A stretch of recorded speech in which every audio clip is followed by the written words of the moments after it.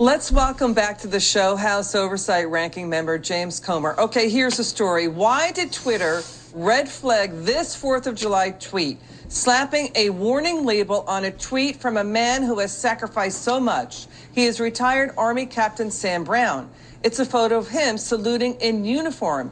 He just opened his Twitter account a month ago. He only tweeted once prior to that tweet. Why the warning label?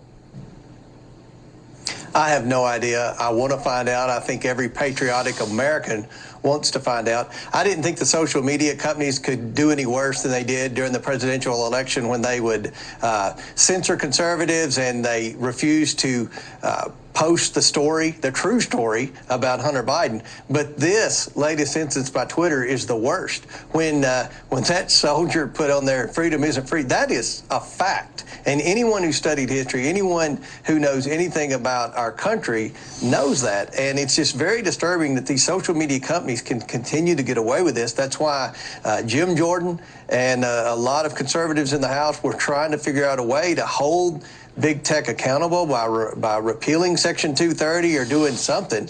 I'm glad President Trump's filing suit, but we've got to hold them accountable for this. Let's tell the viewer, talk a little bit more about Captain Brown. He was actually defending our right to free speech. He was awarded the Purple Heart. He suffered third-degree burns when an IED exploded in Afghanistan in 2008. He was trying to help his fellow soldiers who were being ambushed, and he and his wife run a business helping out veterans. He's a potential Republican Senate contender in Nevada. He's given a lot for our country. Again and again, what is going on with Twitter? Why are they so mindlessly, stupidly idiotic in doing things like this?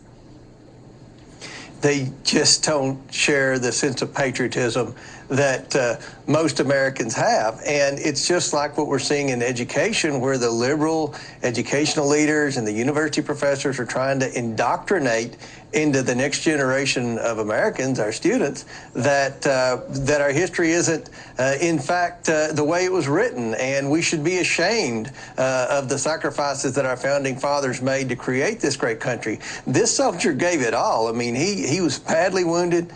He's doing everything right in the private sector, trying to help his fellow soldiers. He's a great American. And he happens to be a Republican candidate for the U.S. Senate in Nevada. So I think a lot of these things Twitter should be ashamed of. I don't know if it was because he was a political candidate, a Republican political candidate, that they did this, but they should issue an apology, and they have to be held accountable for this. And we're struggling in Congress to find a way to hold them accountable without creating unintended consequences that would benefit the social media companies. Congressman, people are outraged over this. This has gone viral. This is an affront to soldiers and their families who have given so much for our country.